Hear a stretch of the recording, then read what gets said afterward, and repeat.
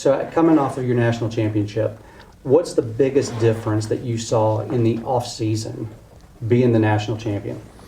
Yeah, probably the biggest difference in being national champion and going into an off season is, you worry about complacency. You worry about guys thinking they've arrived. I didn't think our group did that. We had a shrunk window, had a shorter window, so we had a little less time to prepare. We had one less week to lift before our spring practice, but we played an extra game in the season with the playoff game. So injuries have played a factor in that, and we probably had more guys out this spring than we ever have before. But the biggest thing is not worrying about that. We don't defend a title. We start new with a new team and develop new chemistry to see what this team's going to be about. Yeah. How has being a national champion affected your golf game?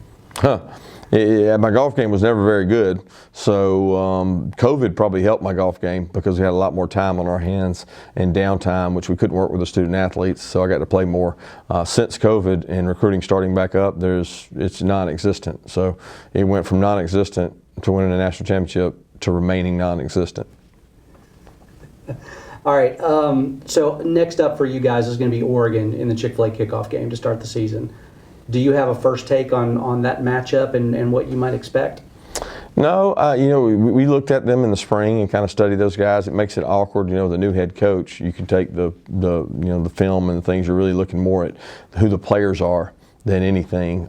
Very familiar with Dan Lanning, very familiar with a lot of guys on the staff. His offensive coordinator was at Auburn and also at FSU, so we looked at those guys. But got a lot of respect for Dan and what he did for our program, and know he'll do a really good job there at Oregon. Yep.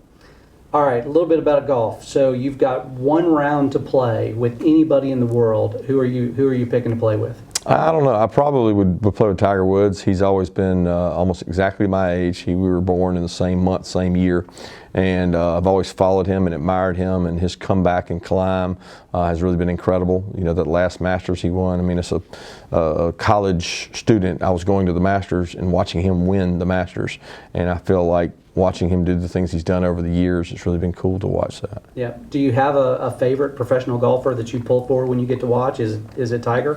Well, I pull for kids. I pull for all the Georgia golfers just because being a University of Georgia alumnus. I pull for the guys I know and have been around that I think are quality people. Justin Thomas is a guy that was in Alabama when I was there, so I have a lot of respect for him and just pull for good people. Okay. All right, put yourself now, this is Kirby with the great golf game. You play, you win the Masters. You come back the next year, you're at the Champions Dinner, you pick the menu, what are you serving?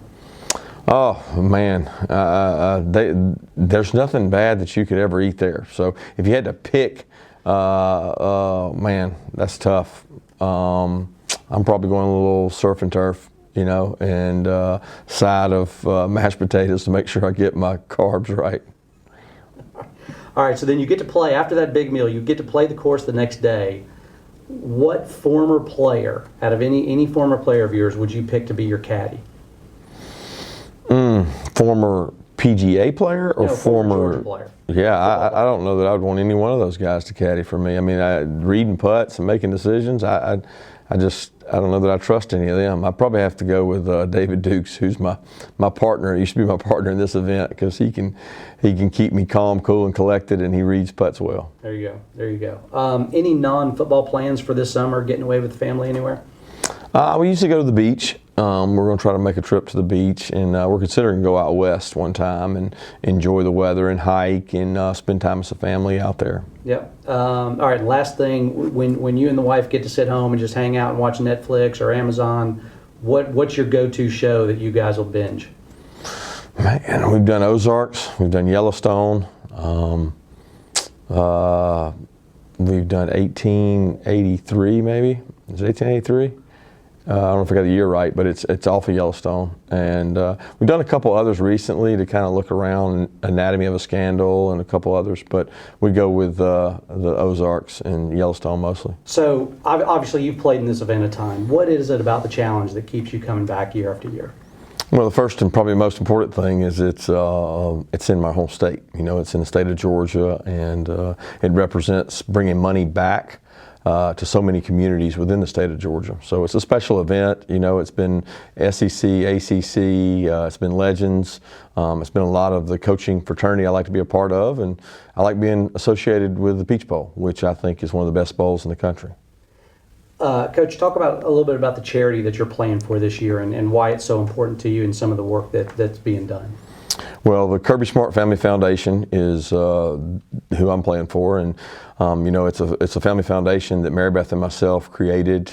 We've been able to donate over $1 million to places within the state of Georgia, all over the state of Georgia. Down in Macon, a children's hospital, we were able to name a room after a hospital room after the Kirby Smart Family Foundation. We've had a Do More project in which we did some things in Augusta and Atlanta area. We've partnered with CHOA, which is important to us, and it's just so important to give back to the communities, especially here in our state and our surrounding areas, to give to children and families in need.